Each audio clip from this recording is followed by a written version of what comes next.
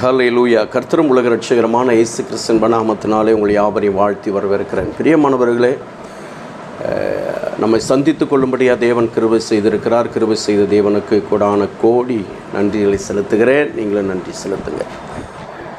நாளைய தினத்தில் அற்புத சுகமளிக்கும் விடுதலை கூட்டம் திருச்சபையில், என்னுடைய திருச்சபையிலே அற்புத சுகமளிக்கும் கூட்டம் நடைபெறுகிறது. இந்த கூட்டத்திலே நீங்கள் தவறாமல் பங்கு பெற்று தேவாதி தேவனுடைய விடுதலையும் ஆசீர்வாதத்தையும் பெற்றுக்கொள்ளும்படியாய் உங்களை அன்போடு கூட வரவழைக்கிறேன். பிரியமானவர்களே, இது ஆரம்பித்து 2வது கூட்டம். போன மாதத்திலே முதல் கூட்டத்திலே கர்த்தர் கிரியைகளை செய்தார், அற்புதங்களை செய்தார். வந்த கொஞ்சம் பேராக இருந்தாலும் திருப்தியாய் ஒவ்வொருளோடு கூட கர்த்தர் பேசினார். அவருடைய ஆவி ஆத்ம சரீரத்திலிருந்து விடுதலை கொடுத்தார்.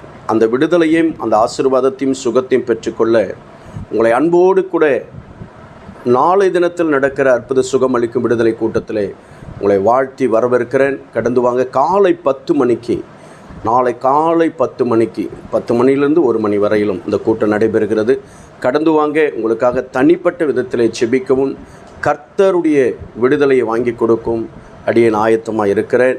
கர்த்தர் உங்களை விடுவித்து ஆசீர்வதித்து உயர்த்துவாராக. புறப்பட்டு வாங்க. மறந்துடாதீங்க. பிறருக்கும் இதை நீங்கள் சொல்லுங்கள். இந்த வீடியோவை ஷேர் பண்ணுங்கள்.